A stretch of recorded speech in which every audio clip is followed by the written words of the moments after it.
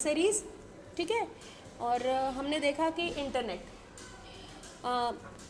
Working मतलब Windows के जो इम्पॉर्टेंट फीचर्स में से जो फीचर निकल के आए, हमने देखा कि विंडोज़ हम क्यों यूज़ करते हैं, क्योंकि विंडोज़ जो है उसमें कुछ ख़ास फीचर्स हैं, जैसे कि वो एक ईज़ी ऑपरेटिंग सिस्टम है, मतलब ईज़ी सॉफ्टवेयर है। इसको हम कह सकते हैं कि यूज़र फ्रेंडली है। नंबर 1 पहला फीचर ये यूज़र फ्रेंडली है। यूज़र फ्रेंडली मतलब कोई भी यूज़र बैठ रहा है तो काम कर पा रहा है।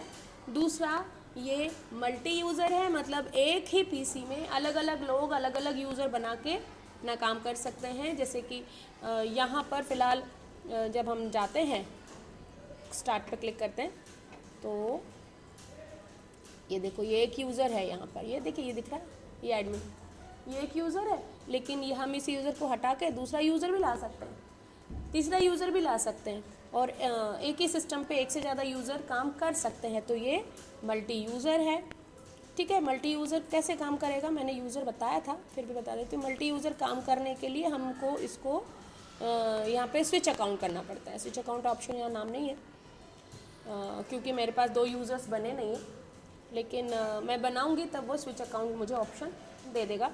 तो यहाँ पर मुझे वो एक से ज़्यादा यूज़र्स बनाने की सुविधा देता है। देखो यहाँ इसमें विंडोज़ 7 में आपको आसानी से दिख जाएगा, जो देख पाएंगे। तो देखो ये इधर ये स्टार्ट पे गए, ये शट डाउन, इसके आगे एक छोटा सा एरो, ठीक है ना।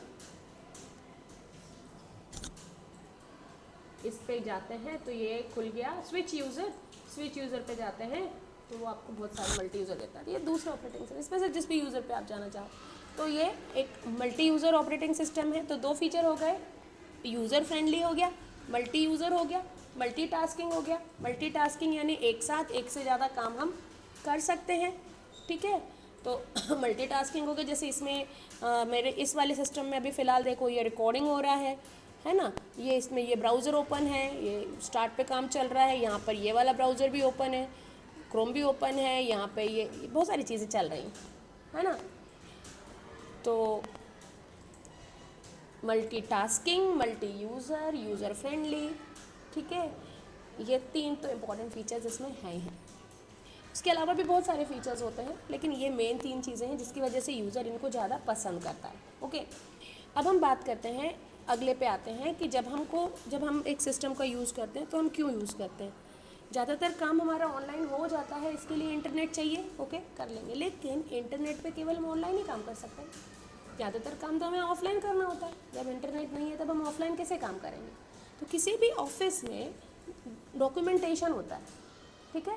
डॉक्यूमेंटेशन का मतलब क्या होता है कि मेरे पास वहाँ पे बहुत सारी फाइलें होनी चाहिए, है ना। फाइलें किस चीज़ की बनी होती हैं, डाटा की बनी होती हैं। चलो मैं यहाँ पर एक एप्लीकेशन खोल लेती हूँ, क्योंकि अभी हमें वही पढ़नी है। तो ये मैंने खोल लिया वर्ड, मैं वर्ड ही खोलती हूँ, ठीक है। वर्ड ही खोल ले रही हूँ क्योंकि हमें वही पढ़ना है, और ज़्यादातर हम लोग सब इसको जानते भी हैं, पहचानते भी हैं, इसीलिए भी वर्ड हम खोल लेते हैं, ठीक है। तो ये लिखा ना माइक्रोसॉफ्ट 365, ये वर्जन है।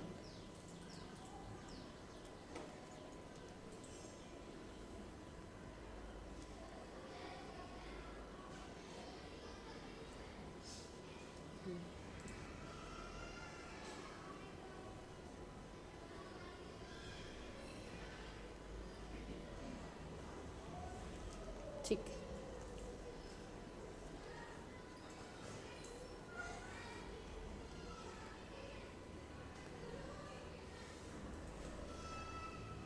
ये मेरा वर्ड का वो वाला वर्जन है जिसमें मैं ऑनलाइन डॉक्यूमेंट्स भी ओपन कर लेती हूँ। और क्योंकि इस समय इंटरनेट नहीं है, देखो यहाँ से पता चलता है ना, no not connected, no internet access, इसलिए उसको ऑफलाइन मोड में वो ओपन हुआ है, ठीक। तो जब हम किसी ऑफिस में काम कर रहे होते हैं तो एक ऑफिस को चलाने के लिए वहाँ पे हमको क्या चीज़ की ज़रूरत होती है, डेटा की ज़रूरत होती है। और डेटा को रखने के लिए हम क्या करते हैं, फाइलें बनाते हैं, है ना। तो हमारे पास ऑफिस में क्या चीज़ें होती हैं, फाइल्स होती हैं, ठीक है। फाइल्स जिनको कि हम डॉक्यूमेंट्स भी बोलते हैं,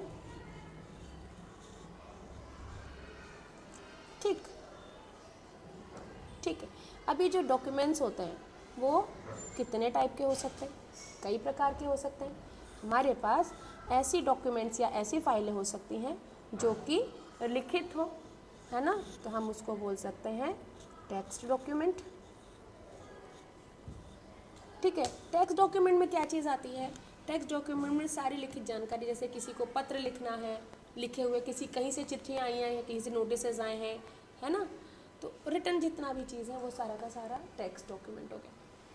उसके बाद डाटा हमको कलेक्ट करना है, कहीं से जानकारियाँ इकट्ठी करनी है। अब जैसे सर्वे करना है, ठीक है, तो सर्वे कैसे होगा, हम घर घर जाएंगे, सिर्फ बोल के तो पूछ के तो काम नहीं चल जाएगा कि हाँ भाई आपका मकान नंबर कौन सा है, आपने कौन कौन सा रहता है, हमें कहीं ना कहीं लिखना होता है। जहाँ पे हम लिखते हैं उसको क्या बोलते हैं, एक फॉर्मेट होता है ना।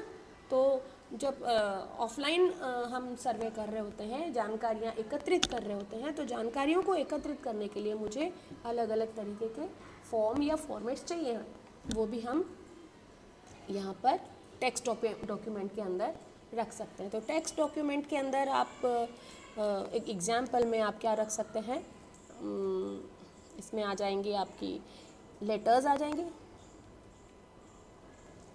है ना, फॉर्म्स आ जाएंगे, ठीक है, नोटिसेस आ जाएंगे और भी बहुत सारी चीज़ें आ जाएंगी। ठीक है, तो इस तरीके की चीज़ें जो लिखित में होती हैं वो सारी की सारी टेक्स्ट डॉक्यूमेंट के अंतर्गत हम रख लेते हैं। ज़रूरी है कैलकुलेट करना, क्योंकि कैटेगराइज करना, क्योंकि यदि हम हर चीज़ को फाइल बोलेंगे तो अंतर कैसे पता करेंगे ना, अंतर पता करना बहुत ज़रूरी है। फिर जब हम जानकारियाँ इकट्ठी कर लेते हैं, जानकारियाँ इकट्ठी कर ली हमने, तो वो जानकारियों को रखने के लिए कोई जगह चाहिए ना।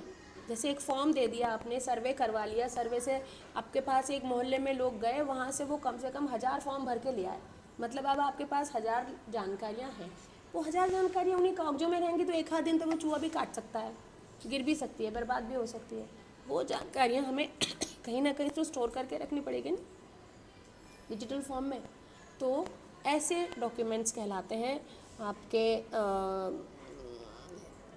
वर्कबुक्स, है ना।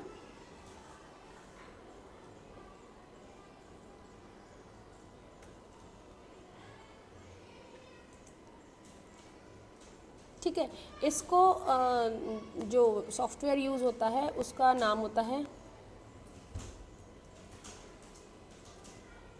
स्प्रेडशीट। हम टेबल के जैसे बना के इनको रख लेते हैं, जानकारियों को स्टोर करके रख लेते हैं। ठीक है, इसका काम क्या होता है, यहाँ पर हम एनालिसिस करते हैं, वो जानकारियाँ जितनी भी डाटा आई हैं, जो जानकारियाँ हमने डॉक्यूमेंट्स में कलेक्ट किया है, उन जानकारियों को हम यहाँ पर स्टोर करते हैं, है ना।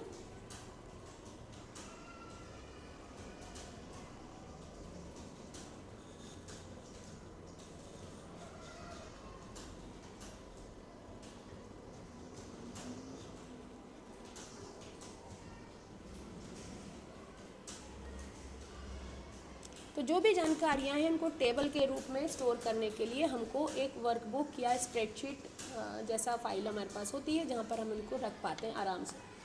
उसके भी बहुत सारे फ़ायदे हैं, रखेंगे तो फिर हम इसमें क्या कर सकते हैं, हम उसका आराम से विश्लेषण कर सकते हैं, एनालिसिस कर सकते हैं, हमें फैक्ट्स निकालने में आसानी होगी। फॉर एग्जांपल आपने सर्वे किया था 1000 लोगों का, 1000 घरों का, 1000 घरों का सर्वे किया। ऐसे फॉर्म को पलट पलट के देखने के बजाय आपके पास 1000 लाइन से हैं, और फिर आप आसानी से निकाल पा रहे हो ना कि वो 1000 में से कितने घर एस टाइप हैं, कितने घर LIG टाइप है, कितने घर MIG टाइप से कैटेगराइज कर पा रहे हो। या फिर आप कैटेगराइज कर पा रहे हो कितनों के पास वाइट राशन कार्ड है, कितनों के पास ब्लू राशन कार्ड है, कितनों के पास येलो राशन कार्ड है। या फिर आप कैटेगराइज कर रहे हो कितने घरों में जो है बच्चे स्कूल जाते हैं, कितने घरों में बच्चे स्कूल नहीं जाते हैं। अलग अलग जो प्रश्न हैं उनके जवाबों को निकालना एनालिसिस करके निकल पाता है। तो ये काम हमको आसान होता है जब हम इस दूसरे तरीके की फाइलें बनाते हैं। फिर जब मेरा फाइलें बन जाती हैं, डाटा स्टोर हो जाता है, फिर उसमें से मैं क्या निकालती हूँ, फैक्ट्स निकालती हूँ। अब वो जो फैक्ट्स होते हैं वो मेरे खुद की जानकारी के लिए काम के हैं क्या? नहीं, मैंने तो जानकारी निकाली, वो किसी और को बताने के लिए होता है ना। आज हम लोग टीवी में न्यूज़ देखते हैं, उसमें वो पिछले कई सालों के, कई महीनों के रिकॉर्ड्स आपको दिखा देते हैं, है ना, कि भैया अभी 17% बारिश हो गई है, पिछले साल इतने प्रतिशत बारिश हुई थी या उस साल इतनी भी नहीं हुई थी, वगैरह वगैरह। तो ये सारी जानकारियाँ जो हैं, ये फैक्ट्स, वो इस एनालिसिस करने के बाद निकल के आता है। तो जो तथ्य निकल कर आते हैं, मेन पॉइंट्स, इम्पॉर्टेंट ज़रूरी बातें, वो हमें किसी को बतानी होती है। या फिर हम जो काम कर रहे हैं, हमने काम तो कर लिया, फिर हमने कैसे किया, उसमें हमें कौन सी समस्या आई है, हमको किसी को बताना है, उसको हम बोलते हैं प्रेजेंटेशन। ठीक है ना, तो इस तरीके के डॉक्यूमेंट को हम बोलते हैं प्रेजेंटेशन। ठीक है ना।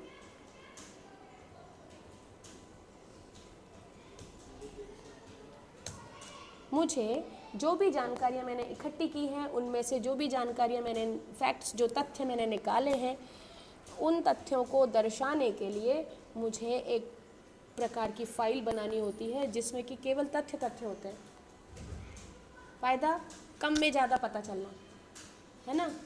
बहुत सारा पूरे 1000 फॉर्म पढ़ने की मुझे कोई ज़रूरत नहीं है, मैं उतना सा देख के पता कर लूँगी क्या है एक्चुअल पोजीशन। ठीक है, उसको हम बोलते हैं प्रेजेंटेशन। ये भी एक प्रकार की फ़ाइल होती है। ठीक है, और इसके लिए भी एक अलग प्रकार के सॉफ्टवेयर होते हैं। तो यहाँ पर हम क्या करते हैं, ये प्रेजेंटेशन का उपयोग होता है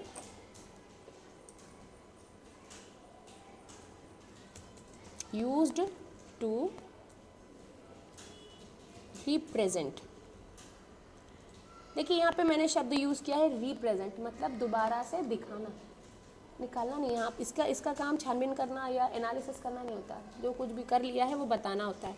तो जब हमें अपनी बात किसी को बताना हो, तब हम प्रेजेंटेशन का यूज़ करते हैं।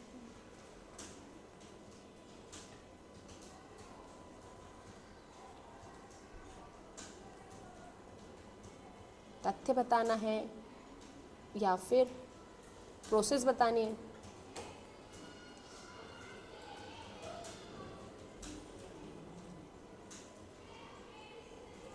या फिर कुछ और बताना है।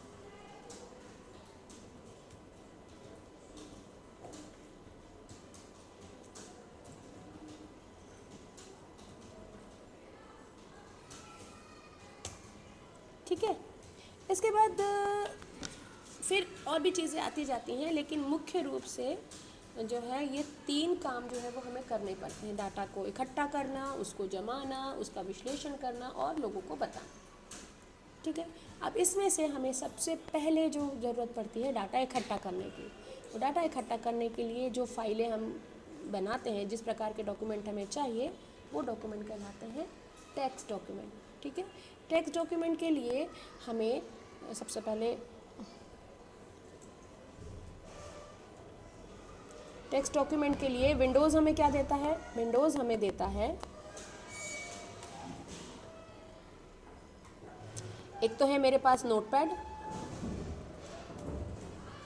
ठीक है, नोटपैड, लेकिन हमने देखा कि नोटपैड में तो हम केवल लिख पा रहे हैं और एडिट कर पा रहे हैं, हम एक प्रॉपर फॉर्मेट नहीं बना पा रहे। कल मैंने आप लोगों को बोला था लेटर लिख के देखो, तो नोटपैड में लेटर लिखना उतना आसान नहीं है ना, प्रॉपर तरीके से नहीं हो सकता। और तो और वो तो केवल लेटर लिखने की बात थी, मान लो टेबल बनाना हो तो नहीं बना सकते, कुछ लाइन खींचना हो तो नहीं खींच सकते, मतलब हम उसमें कुछ खास नहीं कर सकते सिवाय लिखने के। ठीक है, क्योंकि ये सिर्फ और सिर्फ टेक्स्ट एडिटर है। दूसरा, नोटपैड के अलावा टेक्स्ट डॉक्यूमेंट बनाने के लिए हमने देखा था वर्डपैड। ठीक है,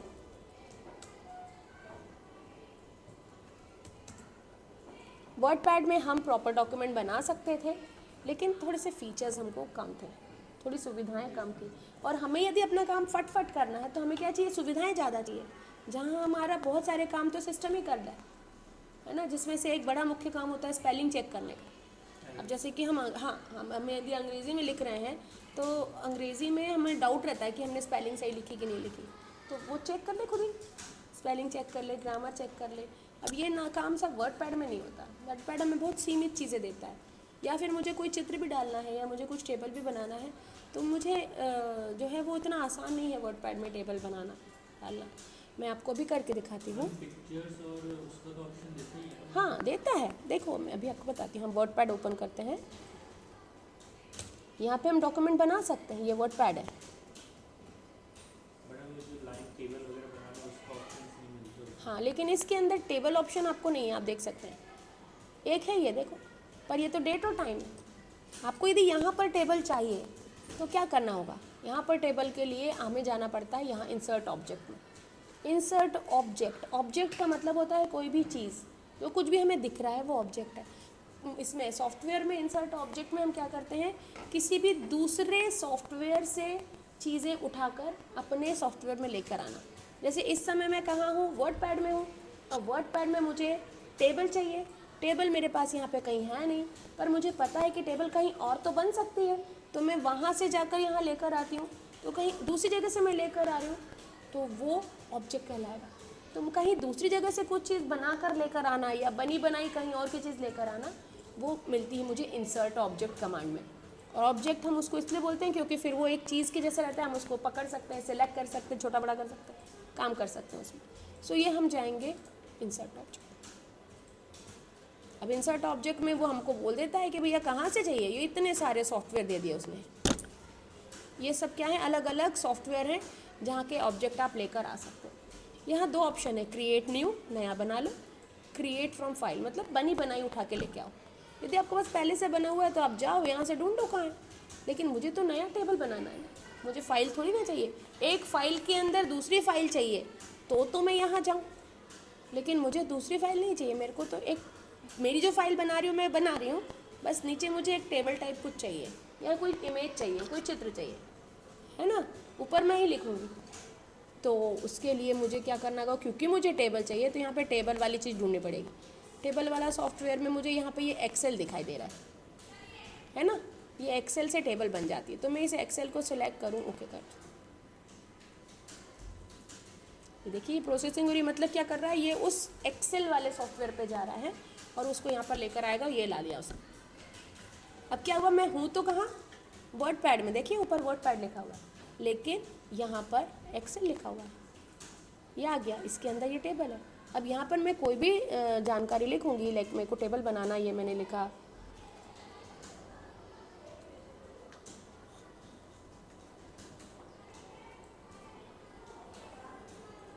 सीरियल नंबर, फिर मैंने लिख दिया नेम, फिर मैंने लिख दिया ईमेल आईडी, है ना, फिर मैंने लिख दिया फ़ोन नंबर, बस इतना ही चाहिए मुझे। जब मेरा काम हो गया तो मैं या तो यहाँ से क्लोज़ कर दूँ, है ना, या फिर मैं यहाँ फाइल में जाऊँ, यहाँ पे नीचे देखो ऑप्शन आता है मोर, ये देखो इतने सारे ऑप्शंस आ रहे हैं, इनमें से कोई मतलब का नहीं है मेरा, तो मेरे को सीधे से क्लोज ही करना चाहिए, है ना। ये लो भैया, यहाँ टेबल आ गए, लेकिन एक ही लाइन आई, नीचे तो कुछ आया ही नहीं। अब यदि मैं इसमें लिखती हूँ, लिखना चाहती हूँ और मैं एंटर करती हूँ तो ये तो बाहर आ गया, टेबल तो गायब ही हो गया, टेबल में चाहिए था मुझे, है ना। तो इसका मतलब है कि मेरे को यहाँ पर इस पर डबल क्लिक करना होगा। इंसर्ट ऑब्जेक्ट का मतलब ही होता है कि आप जो है कनेक्टेड हो, लिंक्ड हो। उस पर डबल क्लिक किया आपने, आप यहाँ आ गए, तो यहाँ आकर आपने बना लिया।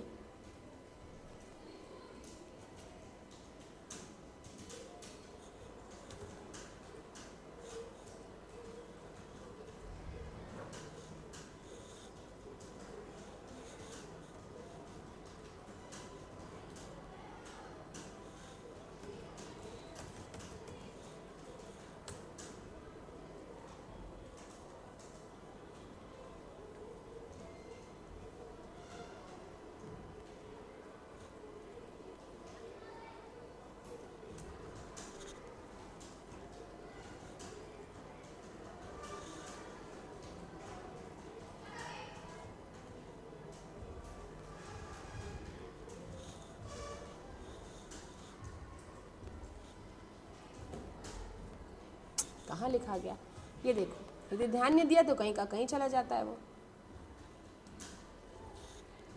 गलती।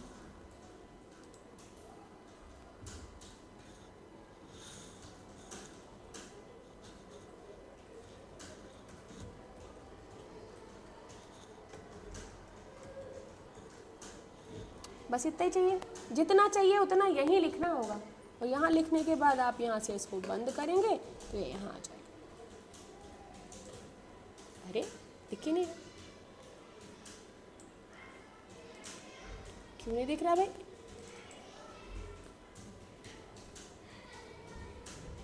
यहाँ तो है।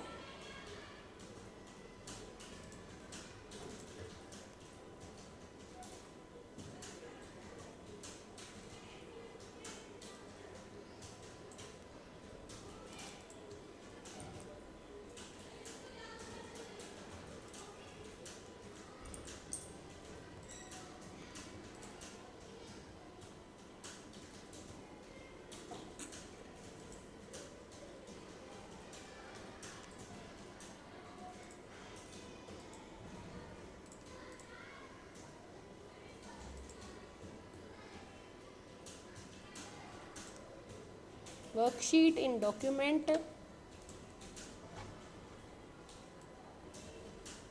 छोटे कर लेते हैं।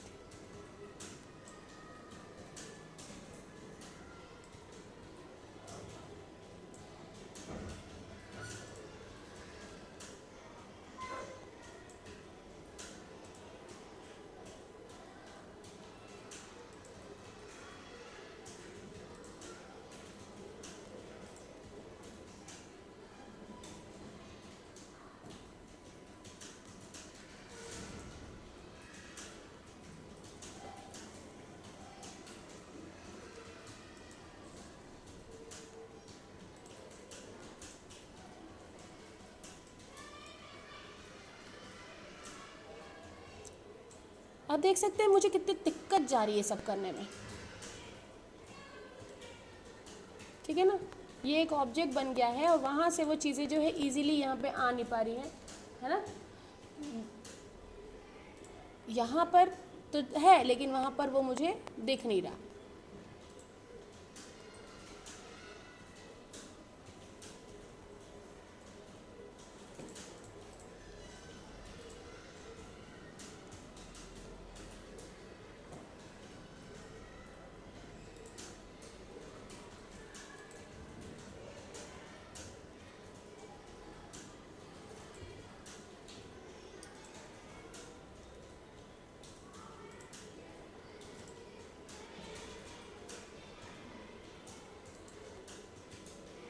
ये आ गया।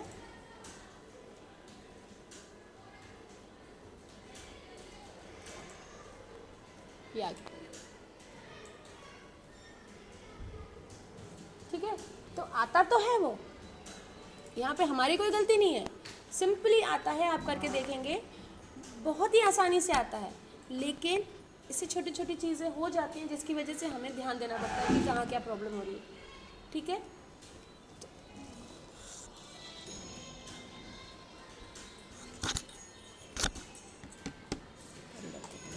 ठीक, तो ये थोड़ा सा दिक्कत आ तो गया है ना, इसलिए इसको हम बोलते हैं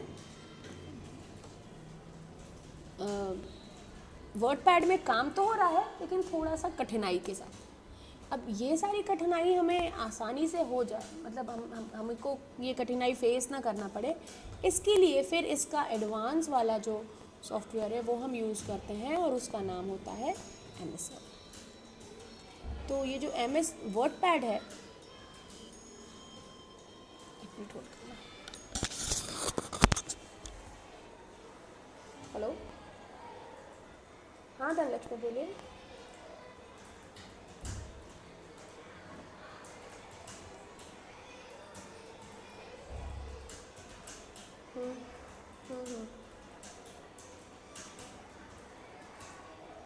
ठीक है,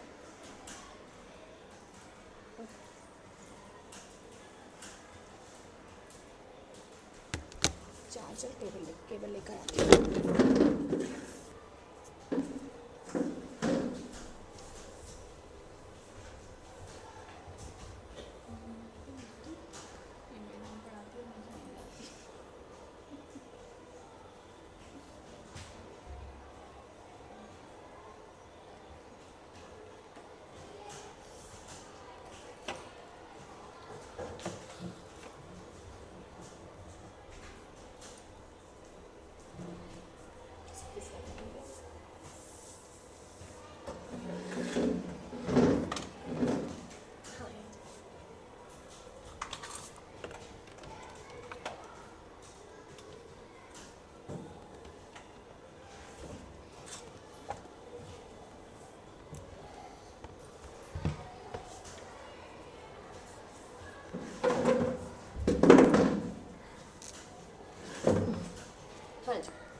यहाँ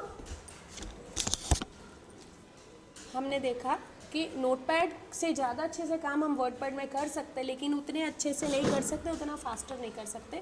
तो फिर हमारे पास इसके लिए तीसरा एप्लीकेशन होता है MS वर्ड। ठीक है, MS वर्ड एडवांस सॉफ्टवेयर है। अब इसमें मैंने कहा था कि ये जो है ये एक टेक्स्ट एडिटर है। नोटपैड एक टेक्स्ट एडिटर है, यहाँ पे हम लिख सकते हैं, ठीक है ना। वर्डपैड एक आपका वर्ड प्रोसेसर है, ठीक है। और MS वर्ड एक एडवांस वर्ड प्रोसेसर है।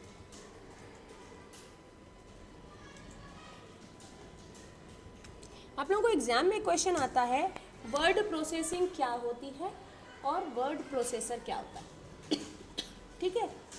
ये थ्योरी क्वेश्चन आता है कि वर्ड प्रोसेसिंग क्या होती है, वर्ड प्रोसेसर क्या होता है। तो वर्ड प्रोसेसिंग, हम ये जो कुछ भी लिख रहे हैं आपने देख सकते हैं, हम ये लिख रहे हैं, आप देखिए यहाँ पर मैंने एक हेडिंग लिखा, फिर इसके नीचे मैंने एक लिस्ट बनाया जिसमें कि मैंने बुलेट्स बनाए, है ना। फिर मैंने यहाँ पे बुलेट नहीं, दूसरा हेडिंग है, फिर यहाँ पे मैंने एक पैटर्न में लिखा, है ना। तो ये जो मैं कर सकती हूँ, मतलब मैं एक फॉर्मेट बना सकती हूँ, ठीक है। वर्ड प्रोसेसिंग वह प्रक्रिया होती है जिसमें हम अलग अलग प्रकार के फॉर्मेट्स बना सकते हैं टेक्स्ट को टाइप करने के बाद, ठीक है। और वर्ड प्रोसेसर वो सॉफ्टवेयर होता है जो हमें वर्ड प्रोसेसिंग करने में सुविधा देता है। अब वर्ड प्रोसेसिंग के अंदर हम क्या क्या कर सकते हैं, प्रॉपर्टीज़ उसकी वो हमसे पूछता है, तो वो हम बताते हैं।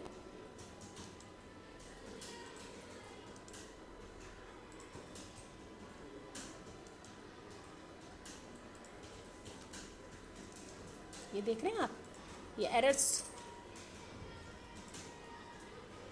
तो जो वर्ड प्रोसेसर होता है एक एडवांस वर्ड प्रोसेसर जो होता है वो हमें हमारे काम करने में मदद करता है, जिससे कि हमारा काम आसान हो जाए। जैसे कि यहीं के यहीं उसने मेरी मदद करी, क्या मदद करी, उसने बताया कि ग्रामेटिकली रॉन्ग लिखा है। जब हम कोई फाइल बनाते हैं तो वो फाइल हम खुद के पढ़ने के लिए तो बनाते नहीं है, वो फाइल हमेशा दूसरा पढ़ता है।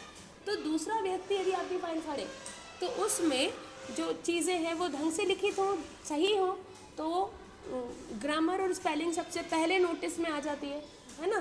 तो इसीलिए उसने मुझे नीले रंग की लाइनें दी थी, उसने बता दिया कि ग्रामर में प्रॉब्लम है, ग्रामर में गलती है। और वहीं के वहीं जब मैंने उस पर राइट क्लिक किया तो उसने मुझे ऑप्शन दिया सुधारने के लिए। देखिए ये उसने गलती बता दी, ब्लू लाइन, मैं समझ गई कि यहाँ पे ग्रामर प्रॉब्लम है। मैंने इसमें राइट क्लिक किया, उसने मुझे सुधार का ऑप्शन दिया और वो सुधर गया, ठीक है। तो एक एडवांस वर्ड प्रोसेसर की क्या क्या प्रॉपर्टीज़ होती हैं। एक एडवांस वर्ड प्रोसेसर जो है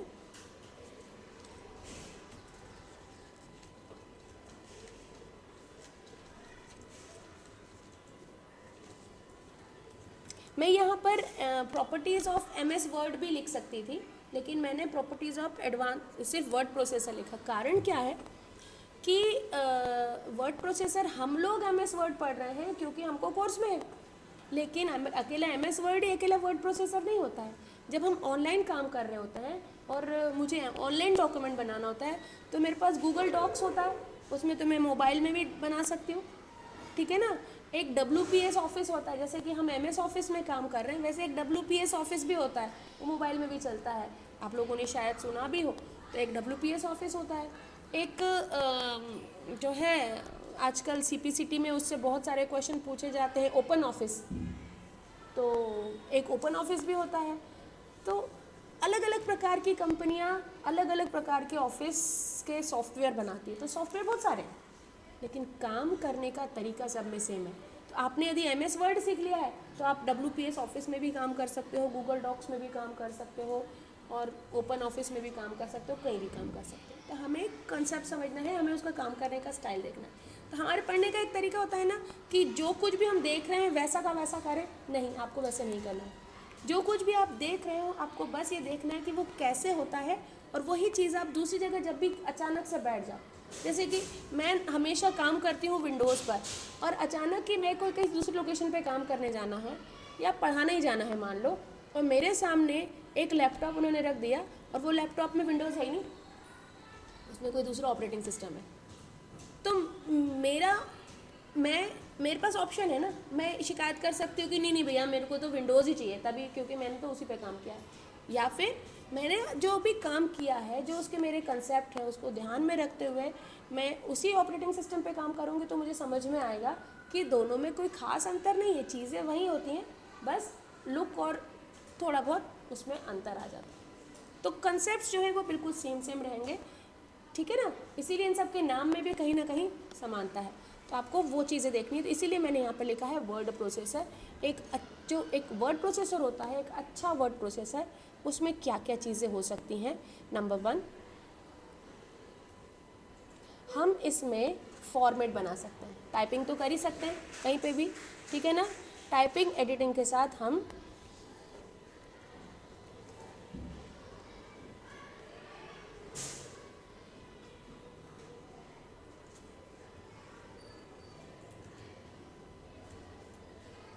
वेरियस फॉर्मेट्स, हम इसमें अलग अलग प्रकार के फॉर्मेट्स बना सकते हैं, है ना। लाइक हम टेबल बना सकते हैं, लाइक हम फॉर्म बना सकते हैं, लाइक हम लेटर लिख सकते हैं, लाइक हम ग्रीटिंग कार्ड बना सकते हैं, है ना, लाइक हम कोई ब्रोशर बना सकते हैं। अलग अलग प्रकार के लिखित में फॉर्मेट जो होते हैं वो हम यहाँ पर बना सकते हैं। किताब भी लिख सकते हैं, न्यूज़पेपर भी लिख सकते हैं, कुछ भी लिख सकते हैं। तो एक अच्छा वर्ड प्रोसेसर वो होता है जिसमें कि हम अलग अलग प्रकार के फॉर्मेट्स बना सकें। दूसरा, ये हमको स्पेलिंग चेक और ग्रामर चेक की सुविधा देता है ना।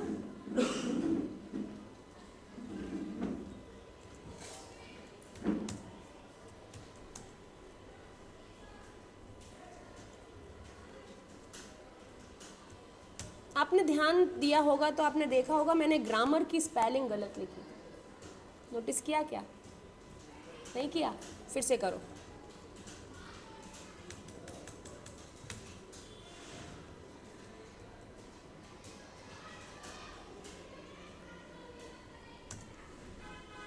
अब कि मैंने दोबारा उसको मिटा के लिखा, उसने लाल लाइन दे दी, लेकिन पहली बार जब मैंने इसको लिखा तो उसने जो MMER जो था उस ER को हटाकर उसने AR कर दिया और उसने अपने आप ही सुधार दिया, ठीक है।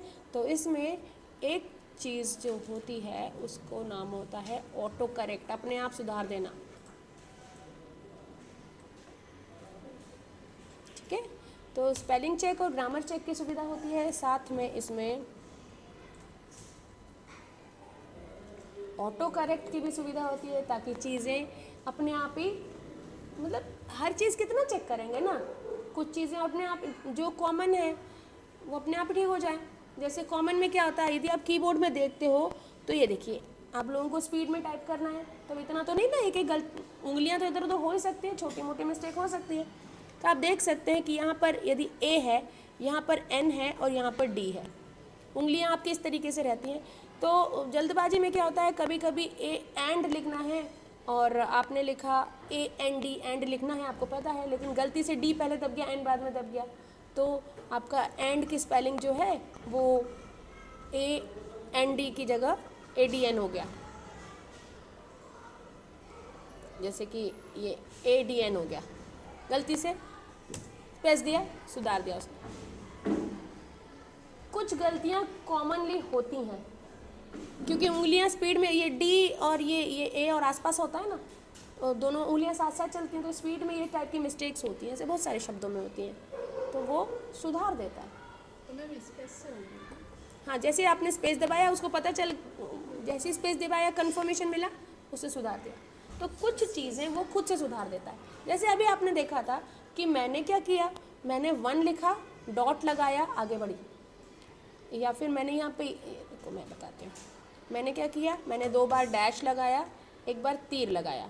अब उसको पता है कि डैश और तीर के, मैं तीर का निशान बनाने की कोशिश कर रही हूँ, तो उसने तीर का निशान बना दिया, तो उसने अपने आप बना दिया। हाँ, अब ये अलग बात है कि नहीं, मुझे तो नहीं बनाना, यदि मुझे नहीं बनाना है तो मैं इसको कैंसिल कर सकती हूँ, फिर वो ऐसा बनेगा, है ना। अंडू कर दिया मैंने, अंडू के लिए कमांड होती है Ctrl Z, तो तो कोई चीज़ अपने आप हो रही है और मुझे नहीं करनी है तो मैं अंडू कर सकती हूँ, परंतु ज़्यादातर जगहों पे वो मान के चलता है कि ऐसा आप चाहते हैं और वो सुधार देता है। ठीक है, जैसे कि मुझे यहाँ पर जो है ये चार जो है चार जो है, चार के बाद में आगे बढ़ना है, तो ये मैंने दबाया टैब, तो उसने 4 को अपने आप ही ए कर दिया। ठीक है, और मुझे ए तो नहीं चाहिए, ए की जगह कुछ और चाहिए, है ना। तो उसके लिए मेरे पास ऑप्शन है, लेकिन यदि ऑटोमेटिकली में मुझे कुछ चिन्ह चाहिए तो मैं क्या करूं? यहाँ पर मैंने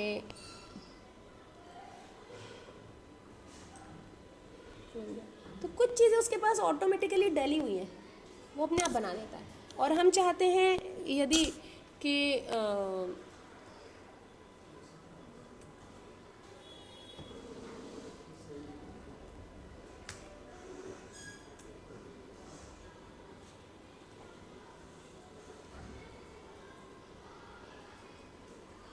ठीक, ये अपने आप ही सुधर रहा है।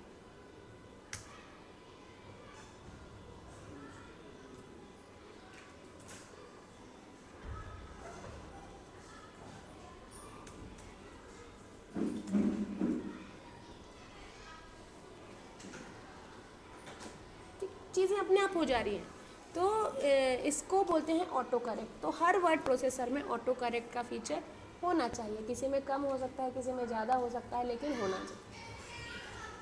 फिर ऑटो करेक्ट के बाद मेरे पास और कौन सी एक वर्ड प्रोसेसर में और क्या चीज़ें आसानी से हों, इसमें हमारे पास जो है वो मैक्रो की सुविधा होनी चाहिए।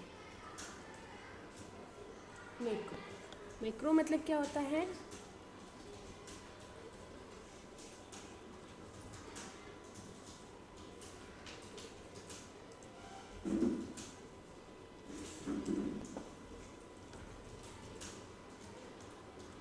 फॉर्मेटिंग कमांड्स को रिकॉर्ड करने की सुविधा। मतलब कि जैसे आपने कुछ लिखा और कुछ लिखने के बाद आपको वही चीज़ बार बार लिखनी है। जैसे आपने एक टेबल बनाया, अब आपको वही टेबल बार बार बनाना पड़ रहा है, आज बना लिया, फिर कल बना लिया, फिर परसों, रोज़ बनाना पड़ता है। एक ही काम आपको रोज़ करना पड़ता है। ठीक है, और फिर अकेला टेबल बना के काम नहीं चलता आपका, आपको उसके अंदर कुछ कुछ लिखना भी पड़ता है। वही सेम चीज़ें जब मुझे बार बार करनी पड़ती हैं, तो हम जो है MS वर्ड हमें सुविधा देता है कि हम जो कुछ भी हम फॉर्मेटिंग कर रहे हैं हम उसको रिकॉर्डिंग कर लें। तो बार बार क्या होता कब करना, अपने आप एक ही बटन दबाओ, सब अपने आप ही हो जाए, तो वो मुझे मैक्रो के अंदर मिलता है। ये सुविधा भी एक एडवांस वर्ड प्रोसेसर में होती है। फिर यहाँ पर मुझे बहुत सारी फॉर्मेटिंग कमांड्स मिलती है। मतलब यहाँ पे मैं टेक्स्ट फॉर्मेटिंग भी कर सकती हूँ, ध्यान से देखना, हाँ, स्पेलिंग में उसको कोई प्रॉब्लम नहीं है ना। यहाँ पर मैं पैराग्राफ फॉर्मेटिंग भी कर सकती हूँ।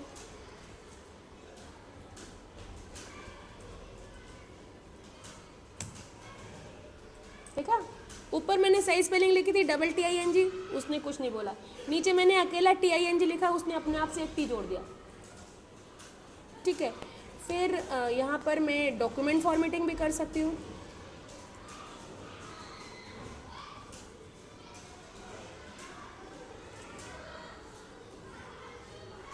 ठीक है, यहाँ पर मैं कई प्रकार की लिस्ट भी बना सकती हूँ।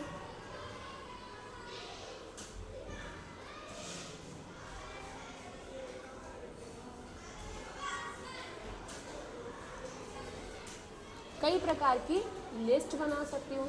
यहाँ पर मैं अलग अलग प्रकार से टेबल्स बना सकती हूँ।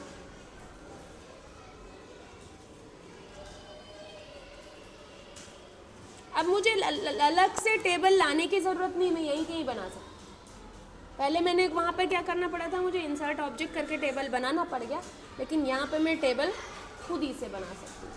ठीक है, यहाँ पर मैं क्या बोलते हैं, अलग अलग तरीके से रेफरेंसेस का यूज़ कर सकती हूँ ना।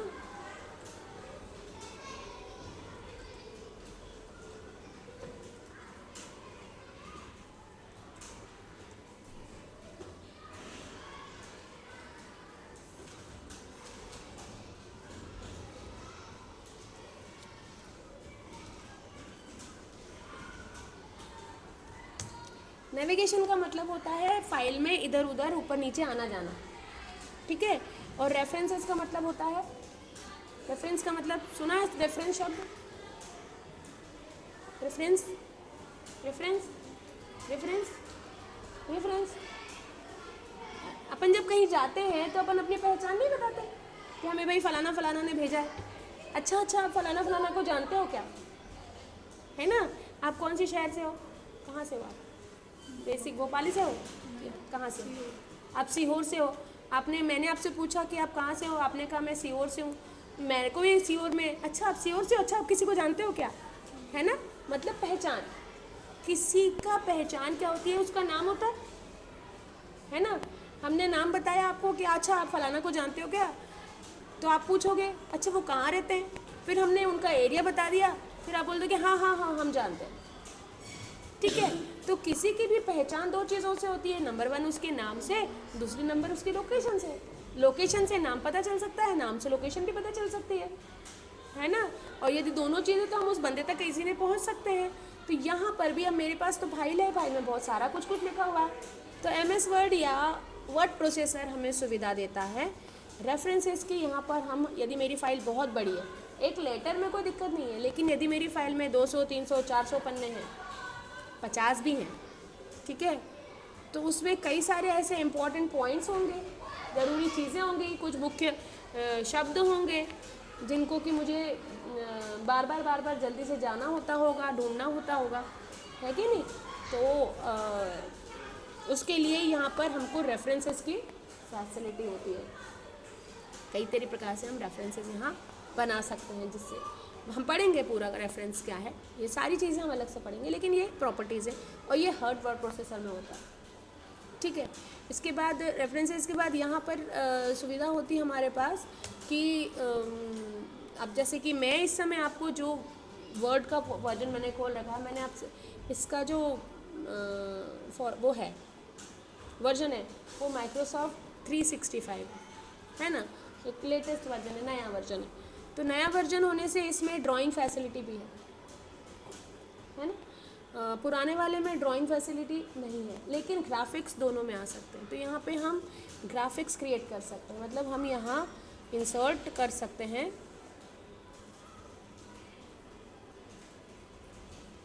शेप्स, इमेजेस, और न सिर्फ इंसर्ट कर सकते हैं, हम यहाँ पर इंसर्ट भी कर सकते हैं एंड क्रिएट भी कर सकते हैं, और सिर्फ बना ही नहीं सकते, और एडिट भी कर सकते हैं। कहीं से बना बनाया ला भी सकते हैं, बना भी सकते हैं, और एडिट भी कर सकते हैं, ठीक है। क्या क्या कर सकते हैं हम, शेप्स भी इसके अंदर ला सकते हैं, इमेज भी ला सकते हैं। शेप से मतलब तो बनाने की सुविधा है कि जैसे मैंने गोला बनाया, सर्कल बनाया, और सर्कल को मैंने ओवल में बदल दिया, गोल बनाया अंडाकार में बदल दिया, है ना। तो ऐसा ये हो गया एडिटिंग, उसके शेप को बदल, उसमें कलर डाल लिया अलग अलग टाइप से, उसकी लाइनें मोटी पतली कर ली, ये सब काम होता है। इंसर्ट मतलब डालना, इंसर्ट किसी भी चीज़ को डालना, है ना। और क्रिएट मतलब बनाना, एडिट मतलब उसके अंदर फेरबदल करना। तो हम इसके अंदर कहीं से भी शेप को, बना बनाया शेप डाल सकते हैं, हम इसके अंदर शेप्स को बना भी सकते हैं, बने बनाए शेप को हम एडिट भी कर सकते हैं। इमेज की बात करें तो एक बना बनाया चित्र यहाँ डाल सकते हैं। चित्र लाने के बाद मुझे वो चित्र उस कलर में नहीं चाहिए, हम उसको ब्लैक एंड वाइट में चाहते हैं, हम उसका कलर बदल सकते हैं, हम उसमें एडिटिंग भी कर सकते हैं।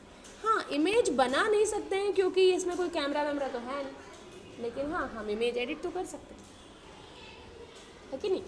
तो ये सारे काम हम किसी भी वर्ड प्रोसेसर में होते हैं, मिल जाते हैं। क्योंकि यदि नहीं होगा तो मैं डॉक्यूमेंट कैसे बनाऊंगी ना। मुझे एक मैगजीन का कवर पेपर बनाना, या फिर मेरे को असाइनमेंट मिला है कॉलेज से और उसका कवर पेपर बना जो कि मुझे अच्छा सा डिज़ाइनर सा बनाना है, ये सारी सुविधाएं नहीं होंगी तो मैं कैसे बनाऊँ, है कि नहीं। तो यहाँ पर ये सब काम हम कर सकते हैं। इसके अलावा हम इसमें कई सारी प्रकार की जो है वो एडिटिंग भी कर सकते हैं, और एक सबसे इम्पॉर्टेंट हम यहाँ पर मेल मर्ज की सुविधा भी मिलती है। मेल मर्ज, मेल मतलब मेल मतलब मेल मतलब वो तो ईमेल होता है। मैंने ईमेल नहीं, सिर्फ मेल पूछा।